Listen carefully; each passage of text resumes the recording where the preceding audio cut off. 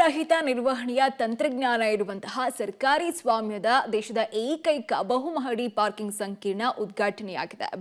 Brand Bengaluru ಅಡಿಯಲ್ಲಿ freedom park ಬಳಿ ನಿರ್ಮಾಣ ಆಗಿರುವಂತಹ ಈ ಹೈಟೆಕ್ ಪಾರ್ಕಿಂಗ್ ಸಂಕೀರ್ಣಕ್ಕೆ ಡಿಸಿಎಂ ಡಿಕೆ ಶಿವಕುಮಾರ್ ಚಾಲನೆ ಕೊಟ್ಟಿದ್ದಾರೆ. ಹಾಗಾದರೆ ಇದರ ವಿಶೇಷತೆ ಏನು, ಬನ್ನಿ ನೋಡ್ತಾ ಹೋಗೋಣ. ಬೆಂಗಳೂರು ವಾಹನ ಸವಾರರಿಗೆ ಗುಡ್ ನ್ಯೂಸ್. ಐಟಿ ಸಿಟಿಯಲ್ಲಿ ಹೈಟೆಕ್ ಪಾರ್ಕಿಂಗ್ ಕಾಂಪ್ಲೆಕ್ಸ್ ರೆಡಿ. ಆಧುನಿಕ ತಂತ್ರಜ್ಞಾನದ ಸಂಕೀರ್ಣ ಉದ್ಘಾಟನೆ.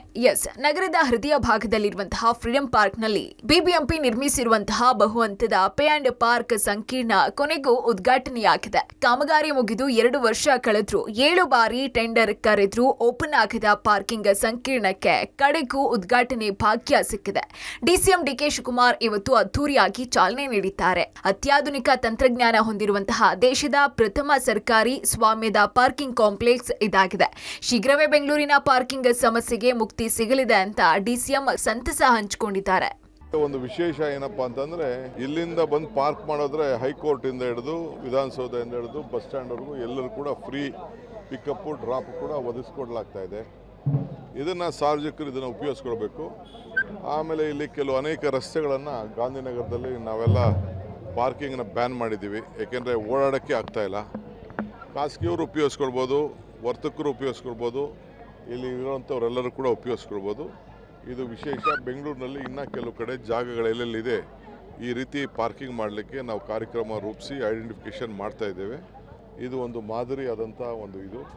ಅಂದಹಾಗೆ ಬಿಬಿಎಂಪಿ ನಗರೋತ್ಥಾನ ಯೋಜನೆಯ ಅಡಿಯಲ್ಲಿ 80 ಕೋಟಿ ಅನುದಾನದಲ್ಲಿ ಈ ಬಹುಮಹಡಿ ಪಾರ್ಕಿಂಗ್ ಕಾಂಪ್ಲೆಕ್ಸ್ ಅನ್ನ ಬಿಬಿಎಂಪಿ ನಿರ್ಮಾಣ ಮಾಡಿದೆ. ಇದೀಗ ಪ್ರಿನ್ಸ್ ರಾಯಲ್ ಅನ್ನೋ ಕಂಪನಿ ಟೆಂಡರ್ ಅನ್ನ ತೆಗೆದುಕೊಂಡಿದ್ದು 10 ವರ್ಷಗಳ ಅವಧಿಗೆ ಈ ಗುತ್ತಿಗೆ ಚಾಲ್ತಿಯಲ್ಲಿರುತ್ತೆ. ವಾರ್ಷಿಕವಾಗಿ ಪಾಲಿಕೆಗೆ 1.5 ಕೋಟಿ ವರದಾನ ಬರುತ್ತೆ.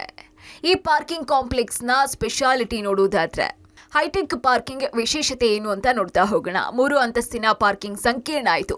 ಏಕಕಾಲದಲ್ಲಿ 600 ಕಾರು, 750 ಬೈಕ್ ಅನ್ನ ನಿಲ್ಲಿಸಬಹುದು. ಇಲ್ಲಿಂದ 2 ಕಿಲೋಮೀಟರ್ ತನಕ ಫ್ರೀ ಪಿಕಪ್ ಡ್ರಾಪ್ ಇರುತ್ತೆ. ಇನ್ನು ಅಡ್ವಾನ್ಸ್ ಪಾರ್ಕಿಂಗ್ ತಂತ್ರಜ್ಞಾನ ಹೊಂದಿದ ಹೆಗ್ಗಳಿಕೆ ಇದಕ್ಕಿದೆ. ಮಹಿಳೆ, ವಿಶೇಷ ಚೇತನರ ವೆಹಿಕಲ್ಸ್ಗೆ ಪ್ರತ್ಯೇಕ ವ್ಯವಸ್ಥೆಯನ್ನ ಮಾಡಲಾಗಿದೆ.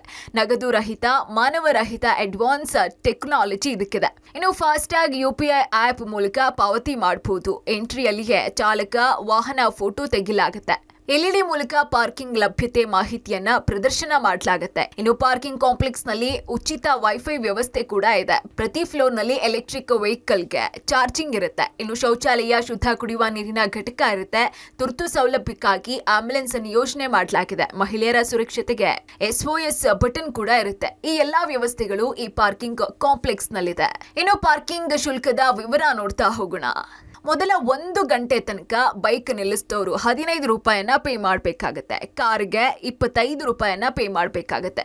ಇನ್ನು 1 ರಿಂದ 2 ಗಂಟೆ ತನಕ ಬೈಕ್ ಅನ್ನ ನಿಲ್ಲಿಸಿದ್ರೆ 25 ರೂಪಾಯಿ ಪೇ ಮಾಡಬೇಕಾಗತ್ತೆ. ಕಾರನ್ನ ನಿಲ್ಲಿಸಿದ್ರೆ 40 ರೂಪಾಯಿ ಪೇ ಮಾಡಬೇಕಾಗತ್ತೆ. ಇನ್ನು 2 ರಿಂದ 4 ಗಂಟೆ ತನಕ ಬೈಕ್ ನ ನಿಲ್ಲಿಸಿದ್ರೆ 40 ರೂಪಾಯಿ ಪೇ ಮಾಡಬೇಕಾಗತ್ತೆ. 2 ರಿಂದ 4 ಗಂಟೆ ತನಕ ಕಾರನ್ನ ನಿಲ್ಲಿಸಿದ್ರೆ 65 ರೂಪಾಯಿಯನ್ನ ಪೇ ಮಾಡಬೇಕಾಗತ್ತೆ. ಹೀಗೆ ಪಾರ್ಕಿಂಗ್ ಗಂಟೆಗಳು ಹೆಚ್ಚಾದಂತೆ ರೇಟ್ ಕೂಡ ಹೆಚ್ಚಾಗ್ತಾ ಹೋಗುತ್ತೆ. ಒಟ್ಟಿನಲ್ಲಿ 10 ಹಲವು ವೈಶಿಷ್ಟ್ಯಗಳ ಜೊತೆಗೆ ನಿರ್ಮಾಣ ಆದಂತಹ ಬಹುಮಹಡಿ ಪಾರ್ಕಿಂಗ್ ಕಾಂಪ್ಲೆಕ್ಸ್ ಕೊನೆಗೂ ಜನ ಬಳಕೆಗೆ ಮುಕ್ತವಾಗಿದೆ. ಪಾರ್ಕಿಂಗ್ ಸಮಸ್ಯೆ ಜೊತೆಗೆ ಟ್ರಾಫಿಕ್ ಕಿರಿಕಿರಿಯನ್ನ ಅನುಭವಿಸ್ತಾ ಇದ್ದಂತಹ ಸಿಟಿ ಮಂದಿ ಕೊಂಚ ನಿಟ್ಟುಸಿರು ಬಿಡುವಂತಾಗಿದೆ. Lokesh Kodagala, public TV, Bengaluru.